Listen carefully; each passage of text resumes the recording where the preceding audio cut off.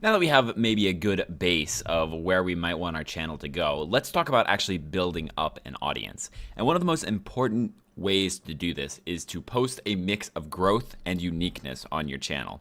So you want videos that both draw people in and that keep people to the channel. The videos that draw people in are going to be on sort of fads or on solving a problem, like for example on tutorials. And the things that are going to keep the people there are unique features. They're going to be something that only you have covered. These videos aren't going to get as many views as the ones that draw people in, but what they're going to do is they're going to keep people subscribed because they're going to be something that they can't get anywhere else. So they want to come to your channel to see this content. So even though that it's so niche that it isn't getting a lot of searches, your audience is going to get a lot of joy out of them and they're going to continue subscribing because of them.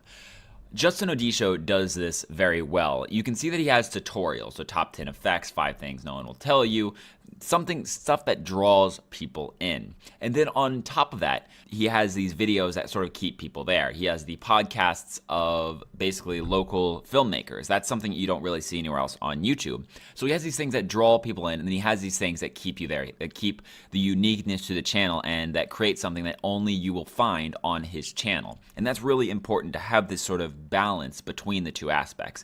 You don't want to go too far to just posting growth videos because you'll get a lot of views, but no one will want to stay. I've seen channels with 3 million views and only 2,000 subscribers. It's because they create these compilation videos that are just on basically whatever they want at whatever frequency they want.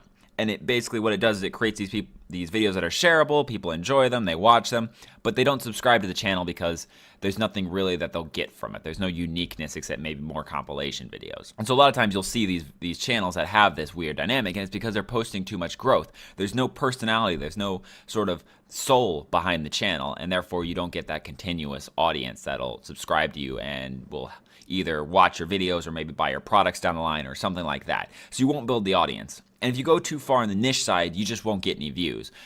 Everything will be way too far into a niche, and therefore people aren't actually going to be able to come to your channel. When they do come to your channel, you get a nice slow growth, but you won't have those sort of videos that pop that bring people to the channel. On my channel, because I stick mainly with tutorials, it's a little more tricky, but what I do is I try to find common problems, very common problems, like creating a ghosting trail or smooth slide transition or whip pan transition, and I make videos on those. These are the things that sort of bring people to the channel, stuff that people are looking for constantly. And then I have sort of very specific tutorials after that, something that people aren't going to search for often, like the text shine effect and the animated glass overlay effect and the mirror effect, the heat wave.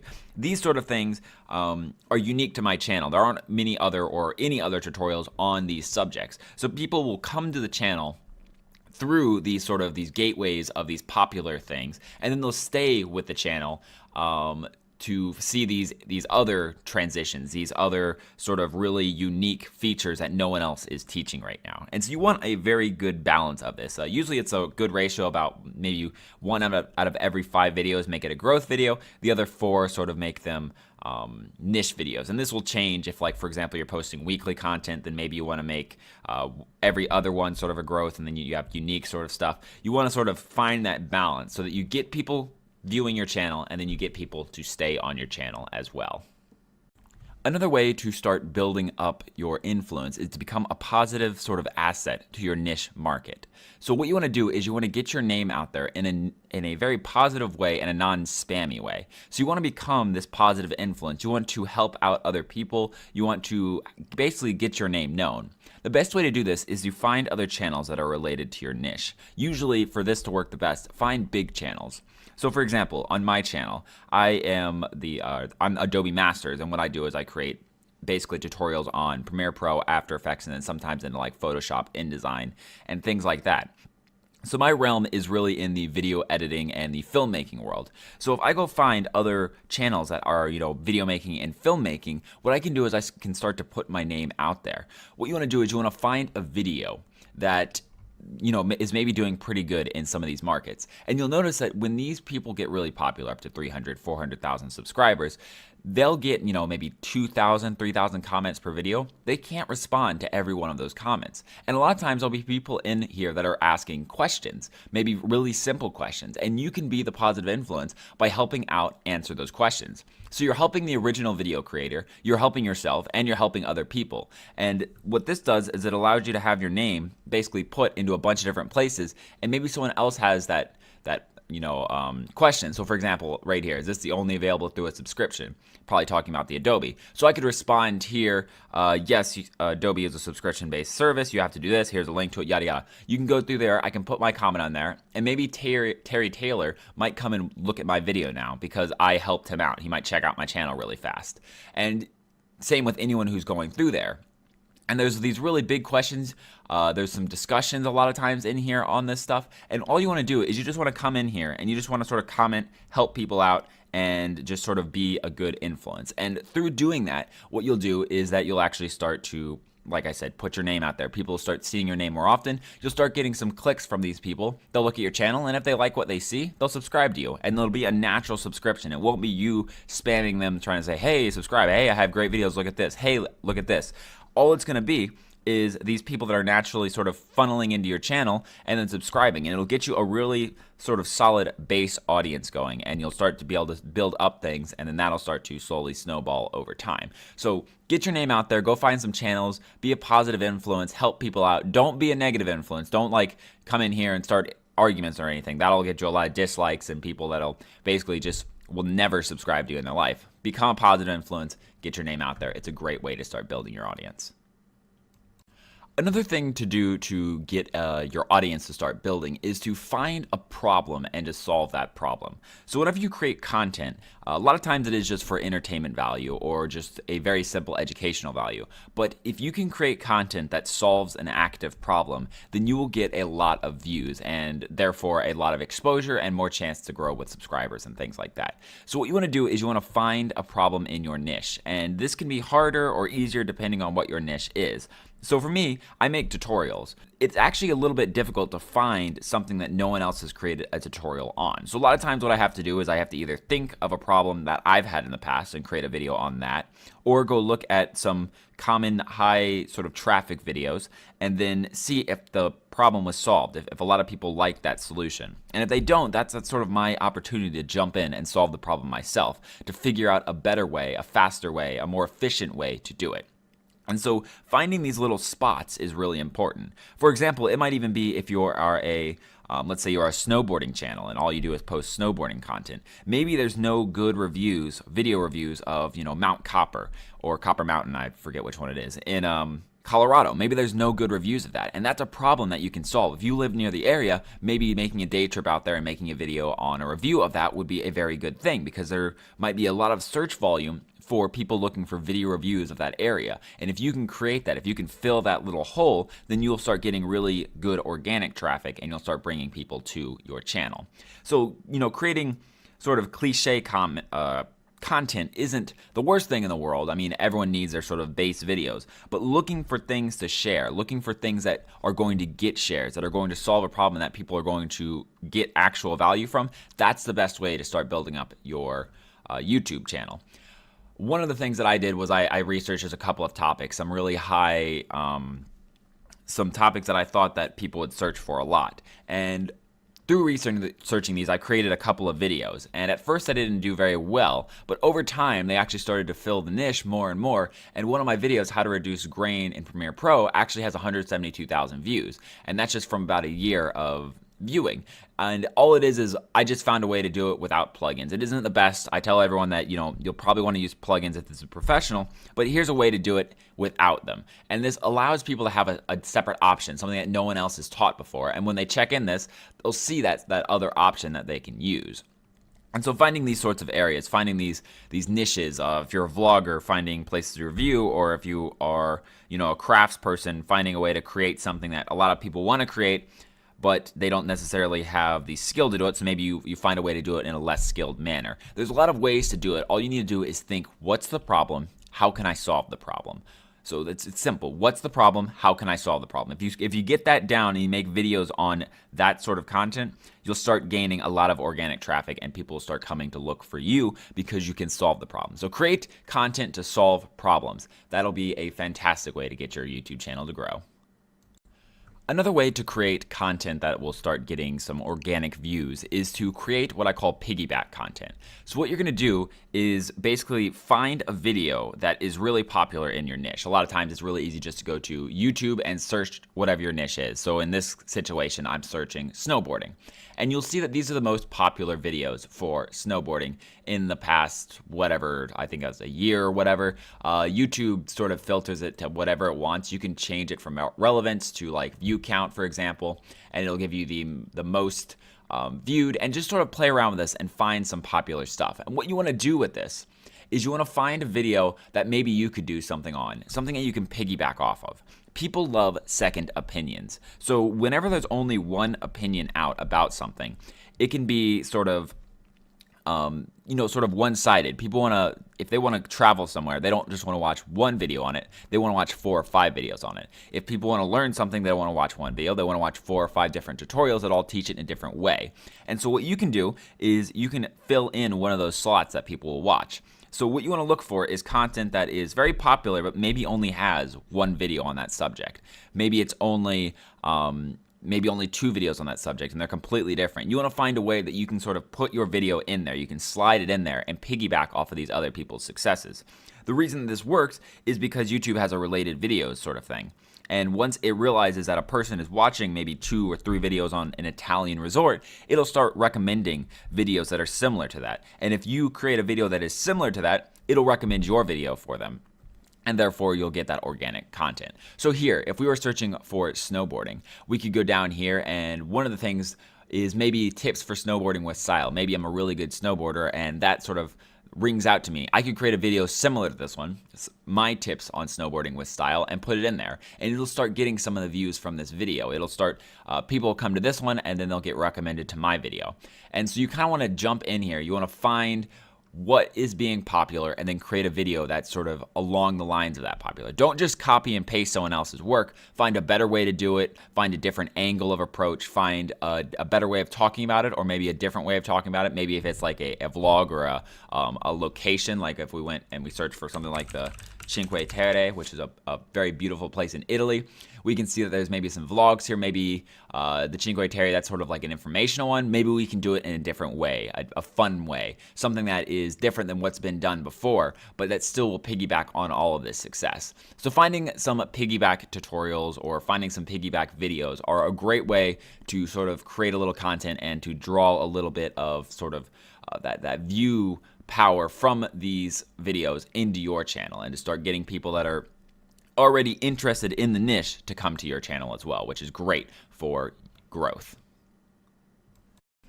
Let me show you 2 tools that are great for tracking progress and then sort of analyzing YouTube.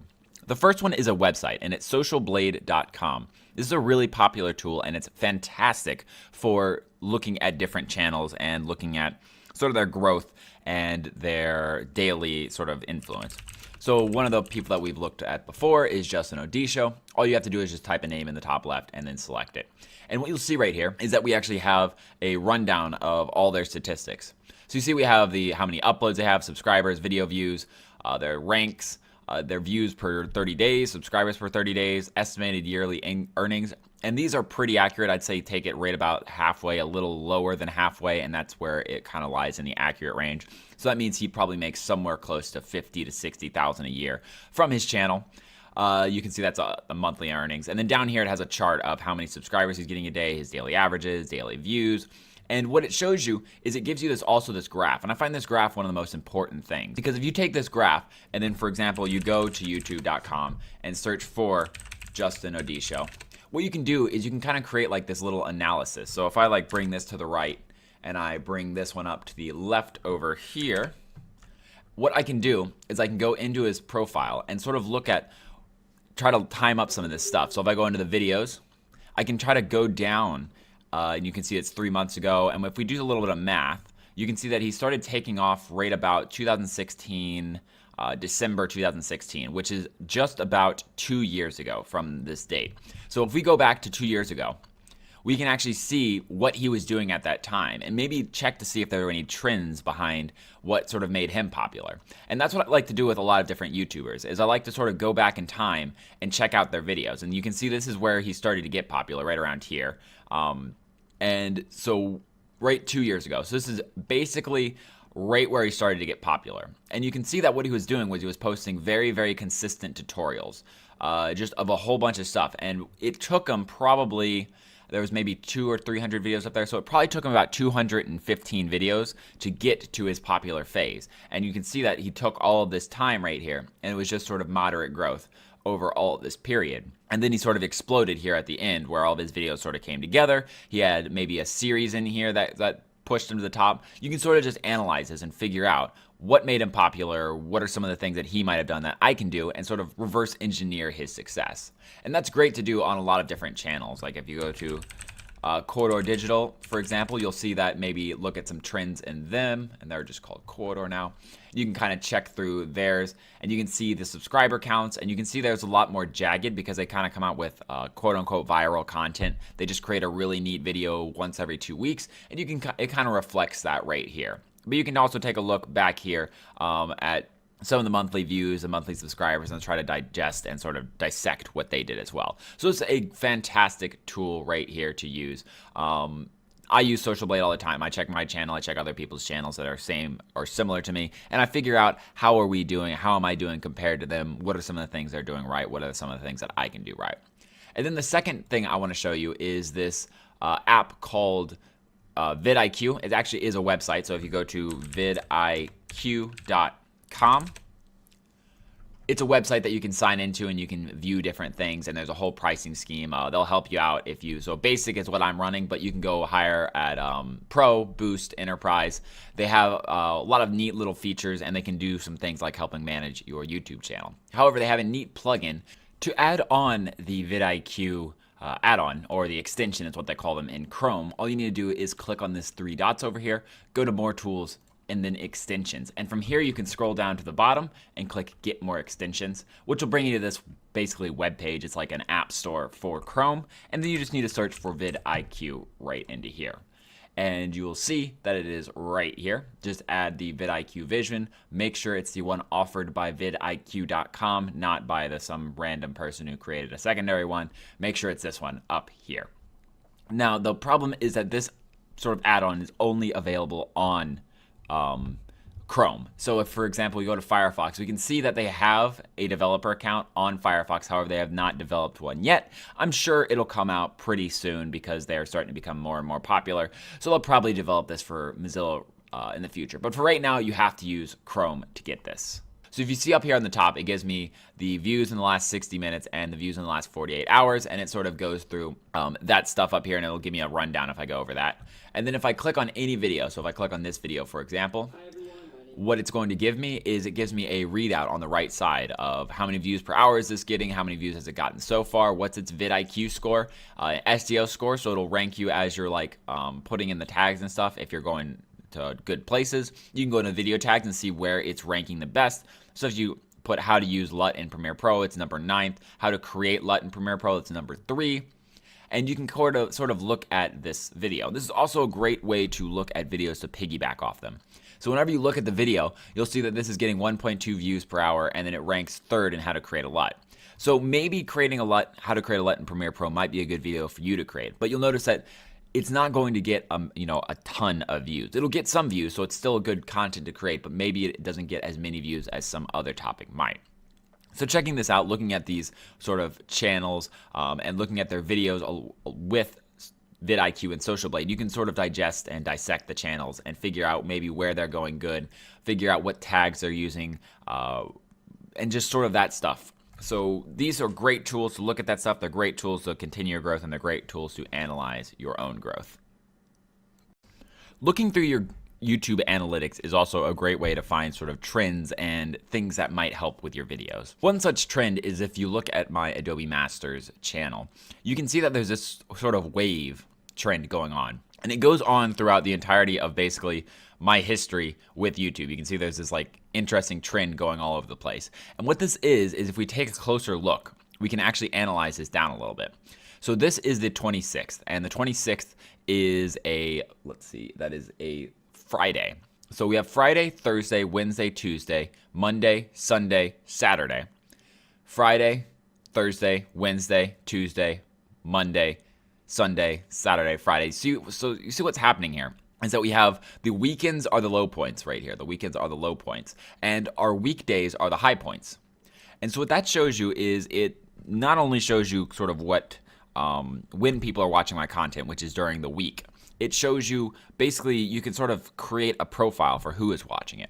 So if it's only people working or looking during the week, it's probably working people. It's probably people who are researching a problem at whatever firm or whatever video creation platform they're using. So you can see that there is a sort of a peak here during those times, and it isn't much different than the low end. It actually is about maybe 20% difference. So it is decently different here. And so you can sort of garner towards that audience then.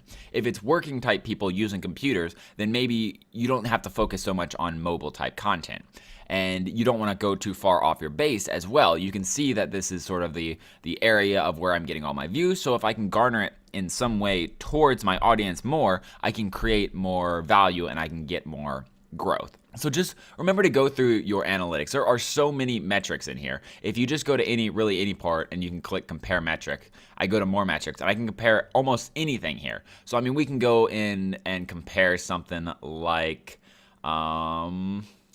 let's go with shares. Let's compare it with the shares. And you'll see that maybe we have this trend here. And if we switch this to 7-day averages, we can sort of see that it rounds off a little bit more. And there's this interesting sort of, I guess you could say it's almost a correlation, but there isn't actually a correlation, which is also interesting in and of itself, is that the views maybe aren't coming so much from shares. You can see that there is definitely a bump here, so maybe there is an influence. And you can just compare these metrics. Doing it with averages is usually good. It just takes the average and reports that. It rounds off the curve a little bit more. And so you can start to see some of the trends a little bit better. But yeah, just go into your analytics and sort of look for these trends. Find a trend or just something weird and try to explain it. Do some research. It took me a little while to figure out maybe like what all that sort of up and down, up and down, up and down was. But it made sense after you sort of look at it. And if you go through things like, if I go back into the traffic sources, you can see that maybe they're from YouTube searches or suggested videos or external. So it sort of starts to build that profile a little bit better. And especially if we go to devices, you'll see that I am a very interesting channel in the fact that I have way more watch time on a computer than I do anything else, especially game console or TV. And that's just because of the content. Most people are on a desktop when they're editing footage, so they are going to use their desktop to search for answers as well. And so that's just sort of a trend that works with my channel, and that means like I don't have to do maybe some of the zoom ins that other channels do, because most people are watching on a desktop. And if I go with percentages totals, you see that I have 80% of people watching on a desktop or a computer, so that they'll be able to see clearly. But yes, definitely go through your analytics, go through your trends, and figure out what is working, what isn't working, and just sort of come up with stuff. It's very creative in a sense where you're going to have to spend some time to think about it. But if you can find some trends, you can really help your channel out. So in this section, what I want to do is I want to show you the basics of video editing, because that is sort of an integral part in the YouTube process, is actually creating a video. Now, there are entire courses on just Premiere Pro, which is this program right here, and just video editing and just filming. And the reason is that it's such a wide field. So I'm not going to be able to cover everything in here, but what I want to do is cover just enough to give you some good hints to put you ahead of the curve, to give you some techniques that you can use to make your videos just a little bit better, and to show you the basics of video editing and how you might make your video look a little bit better. So that's what we're going to be doing throughout just this section, is going over the basics of video editing, and then I'm going to be going through some specific YouTube related editing tips so that you can sort of create content that is more in line with what YouTube is looking for and what people actually want to watch. So the first thing we're going to do is let's go over the editing software. So what I'm using is a software known as Adobe Premiere Pro. You don't have to use this software. There are tons of different editing softwares out there. There are what I believe they're called linear timeline editors. And what that means is that we're going to have a timeline here. And then we're going to have the ability to see the timeline and the ability to drag content onto the timeline. Premiere Pro has a bunch of additional features, but at its essence, that is what all editors are doing. And I will try not to go into any effects or any sort of anything that isn't Premiere Pro specific. So if it's Premiere Pro specific, I'll try to either tell you that or just not touch it, because what I want to do is allow you to choose whatever editing program that you want and still be able to get something from this video. So let's take a look around our editing software. What we want to do, and whatever software you're in, what you want to do is you want to import some content. A lot of times you can just click on like a folder and just drag content in. So, you know, if you have like a folder over here, you can click and drag it over into here. You can also usually click on this box and click import, and you'll see that it goes to here. And, you know, I can go find some videos, and here's just some videos of a trip to Japan. And so I can just click on any of these and put them in there. If you click on one, it'll import one. Usually if you hold down the control key, you can import multiple. You can click and drag to import multiple of them. So let's just import a couple of random pieces of clips here. Let's go with this one, and this one. We'll import these three. In most editing softwares, a timeline has already been created. Premiere Pro, however, uses this thing called a sequence, which is the ability to have the timeline as an object within itself. So you can put the sequence in other timelines, in other sequences. So you can basically have a nested sequence. You can have a sequence, which has a sequence, which has a sequence. It's a little bit complicated, but all you have to really know is that Premiere Pro doesn't initially have one. All you got to do is click on your footage, drag it in, and you'll have your timeline created right here. And this will look very similar to a lot of other programs as well. What you have is you have tracks. So you have the video track 1, video track 2, video track 3, and you can add additional tracks usually by just dragging up, and it'll create an additional track for you.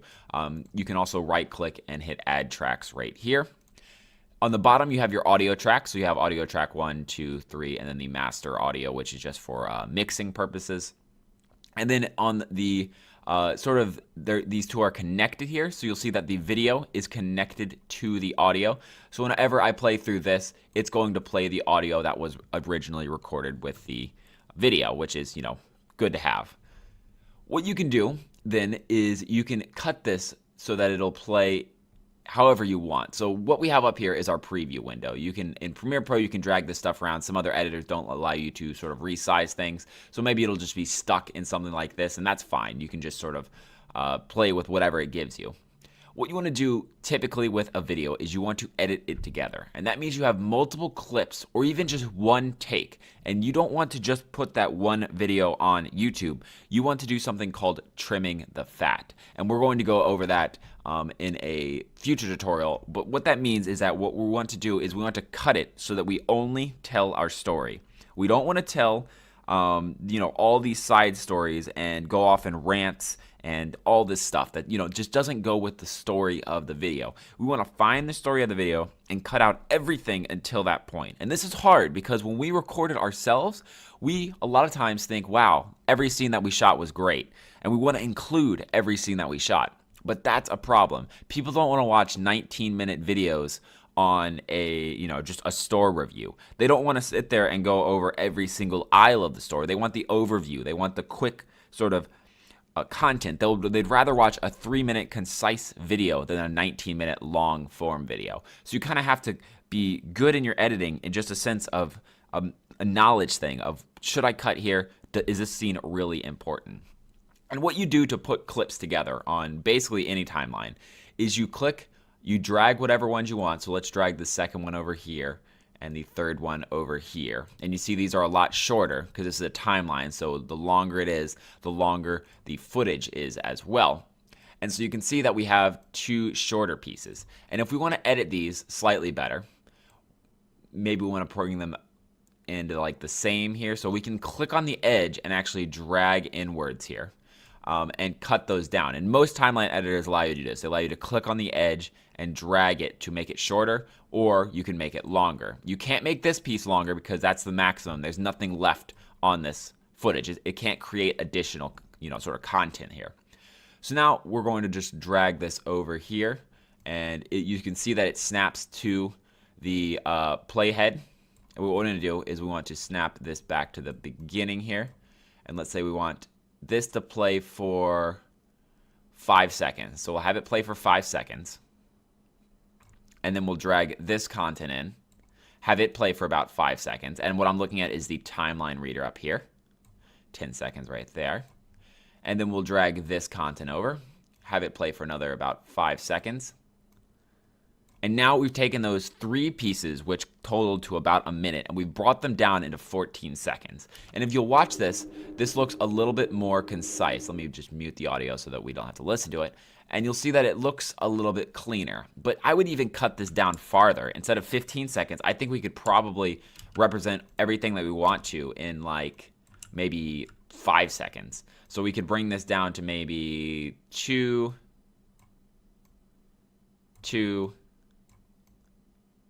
and then let's see, total duration here is now right about 5 seconds. So maybe we bring this one up a little longer. And you can see that this is an art form. It takes a lot of sort of working around. And now we have this piece right here. And you can see it's getting a little better. It feels a little bit more like things aren't dragging on. I even feel like this, it felt like that should be cut right there. So we'll bring that down and let's try it again. And this is the editing process, is doing this over and over and over. And now I feel like this is actually starting to tell the story a little bit better. People don't want to watch this for 14 seconds. They don't want to watch this for 5 seconds. If it's a neat shot, maybe they want to see it for 2 or 3 seconds. Then they want another neat shot. And then they want another neat shot in these sort of mashes together. And that's what's really helpful right here, is sort of putting all of these together and having that neat shot right there. But again, we'll talk about that a little bit more later. Let's just keep going over the sort of the editing workspace here. So we have the ability to put this stuff together, and then we have the ability to add sounds and music tracks down here as well. Our music is right here, and you can see that I had the mute button. This is usually an S, means a solo, so it'll only play this track. And what you want to do when you're editing is maybe sometimes you don't want it all to be on the same track. Some editors will lock you down to one track and you just have to work with that. But others will allow you to like go up here. And this allows you to do things like overlapping, where you can put effects in between there. Or we can do sounds, where we can actually put the sounds on top of each other down here. So for example, let me just do a little something advanced here just to prove a point. So if I go here, if I unlink this, I can delete the audio out of this one. And now I could put this as a separate audio track down here. So that video audio track will now be playing down here with the rest of the audio tracks. And you can mix things together like sound effects, music, Foley, if you're into like recreating sounds, all in this sort of timeline. And what you want to do is Premiere Pro and most timeline editors are to sort of get that all together and to get it sounding good. So this is really the basics of editing. Importing your footage, dragging it onto your timeline, and then editing it by just sort of putting things together. All you have to do is grab the stuff, drag it on, put it in whatever order you want, cut it down, and then just sort of feel the editing. And we'll talk a little bit more about editing later. But this is the essence of the video editor. Definitely jump in there. You don't want to just upload, one take content. You want to get in there. You want to edit it. You want to make it fun. You want to make it creative. So let's talk about something that is really important whenever you're editing your video. And that is this idea of cutting the fat or cutting the video down to tell your story and only your story. One of the biggest problems that I see with beginner YouTubers or even just beginner video editors is that they don't know where to cut the video. They don't cut out enough. And that becomes a problem because then the pacing is all off and the video just drones on and on and on. I mean, we've all seen that tutorial that's taken 18 minutes to do something that should have been able to really just be done in 2 minutes because the person just keeps talking in circles. They go this way, they go that way. They don't cut out the points where they're just sitting there waiting for the program to load, stuff like that. And that's what we need to do. This is important on any aspect of video editing. It doesn't matter if you're making a vlog, a tutorial, or really any video. What you want to do is you want to cut that video to actually tell a story.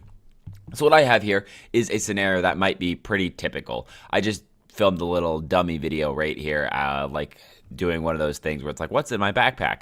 So I just filmed this little dummy video. It's like 50 seconds long. I want to show you what this looks like now and then what we can do with it. So right now, it's just this. I'm going to play it back and just it'll take about 50 seconds. Just see how this looks like a lot of beginner YouTubers. There isn't anything particularly wrong with this except that there's no pacing or editing. Let's go. Today we're going to be going over what is in my book bag. So the most important thing that's in my book bag is actually on the back, and it's this zipper right here. It is my laptop. Let's see. Right there, this is my Dell laptop, just a medium tier editing laptop. And then inside of my book bag is just some notebooks. At the very bottom, I always carry a rain guard with me, so to protect against rain. And the right side over here,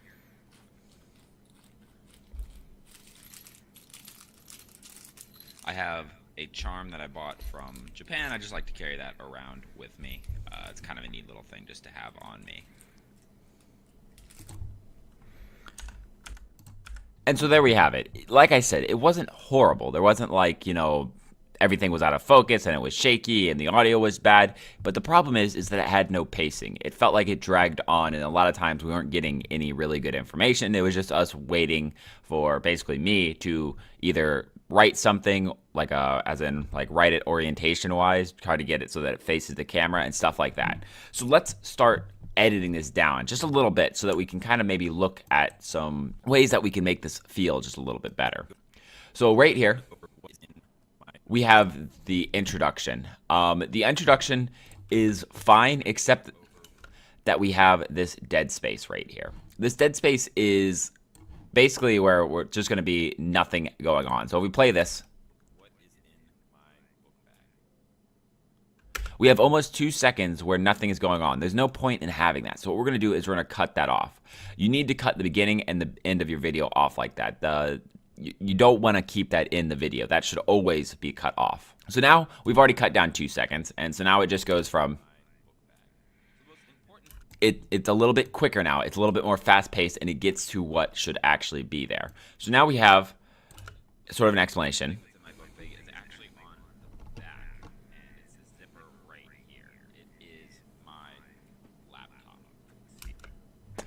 So now you might be right here. We actually have some audio going over.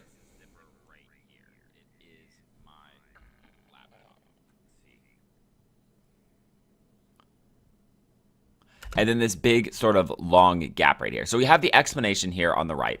And we can make these a little bit bigger so you can kind of see the audio waves here. So we have the explanation on the right over here. And then on the left, we have it where I'm like orienting, trying to get it to basically be put to a display part. So what you can do is right when you grab it out, cut out that middle part. We don't want to keep that middle part in there. It has no value. There's nothing being told here except me trying to get it into a place where the camera can better see it. So if we cut that out and move this in, now we have this laptop. See right there. This is my Dell laptop, just a medium tier editing laptop. So right here we have a choice, and this is sort of an artistic choice right here. We have a good explanation. Right here we say this is a laptop. And then right over here, we explain what the laptop is. To save a little bit of time, what we can do is we can actually sort of cut out that back-end explanation. And I know this is a really hard thing to do because a lot of time we'll look at a video clip and we'll go, oh, everything here looks like it's doing good. Let's move on. But you got to think about, could I cut something out that could still tell the story? Could that 35-second interview of that really good explanation, could we cut that down to 20 seconds or 15 seconds and still get a good sort of discussion from it? And that's what you need to make decisions on, because if you do that over the course of like an hour-long clip, you could cut it down maybe 20, 30 minutes. And if you can cut it down 30 minutes, that means you're saving the viewers 30 minutes of watch time, which means they're going to be more engaged throughout it because they're getting more concise information. So we have right here this. Right there, this is my Dell laptop, just a medium tier editing laptop. So what I want to do is I want to cut out that back explanation. So right here we have where I say it's a laptop. And then I want to cut it right there. So I'm going to cut it right at the end of where I say laptop. And we're going to cut all that explanation out right there. And then we're going to move it to right here. And we're going to bring it back right here. So now let's listen to this from the top. Right there, this is my Dell laptop, and then inside of my book bag.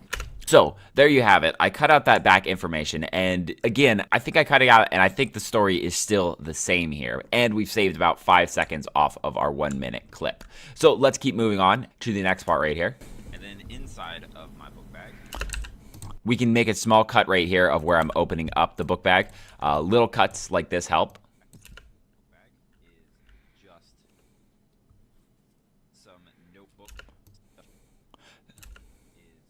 So I could actually cut this down a lot right here. So I say is, then just, and then I do a lot of fiddling with the backpack, just some notebooks. So what I can actually do is sort of cut the just all the way up to where I actually explain what the notebooks are. Is just some notebooks. At the very bottom, I always carry. And you see this is a little jarring. So what we can actually do is maybe add a little bit of a clip in here that shows sort of me opening up the book bag. Just something to add in that makes it look like the time has passed. Instead of a jump, we can make it look like we've sort of, just speeding things up. So let's take a look at this. Just some notebooks. And so you see that looks just a little bit better. It looks like I still have actually opened up the notebook right there. And so what I did was I was able to cut out still about 2-3 seconds of footage right there, but I was also able to maintain the sort of the flow and the main story, which was I needed to open up that backpack. Otherwise, it was just me talking and then the backpack was open.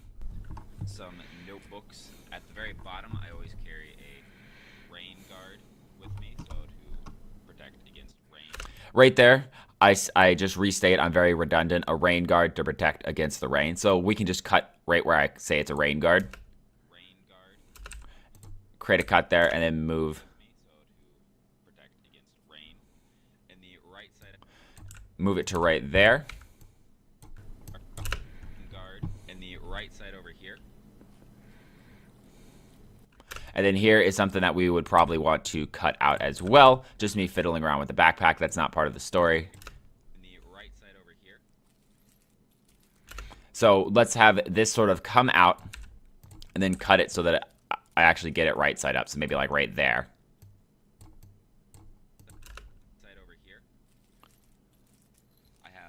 And you see that looks actually very natural. And I cut out about 4 seconds right there. So that's 4 seconds of me just fiddling around stuff that's gone, and it makes it the flow a little bit better. So let's take it from where we started these cuts. Rain guard, and the right side over here, I have a charm that I bought from Japan. I just like to carry that around with me. It's kind of a neat little thing just to have on me. And then now we can cut off the end of the video right like so. So we've done a little bit of editing here. We've cut out a lot of different things. We've cut out some explanations. Sometimes we had to cut out things that we might think, hey, isn't that actually pretty good to keep in? And that's why cutting the fat is really, really hard to do.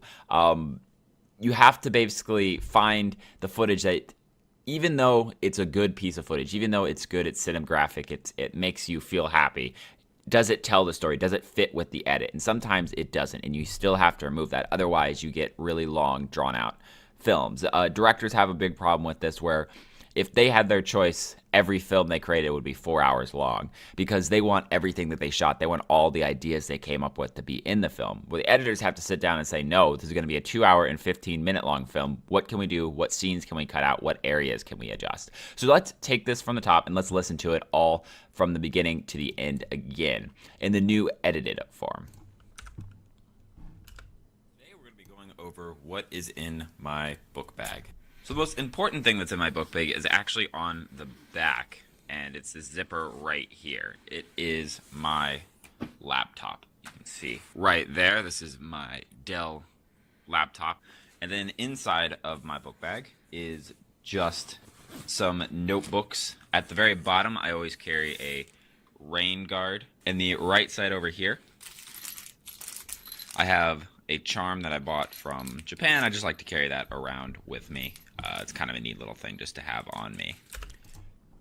So there we go. We've taken this 1 minute long clip and we brought it down to 36 seconds. Now imagine a vlog where this was like the beginning of the vlog. You have this minute long clip where people will probably start to drone out. Like, if it's too long, they're not going to watch. They're going to jump away. But if you have this 30-second clip, they might stay. It might keep them interested enough to move on to the next part of the vlog. And then you do the same with the next part. You keep doing that. So this original vlog, where if we didn't edit it, that might come out to 15 or 16 minutes, will come out to about 6 or 7 minutes. But it'll be really concise content. It'll be really interesting to the viewer.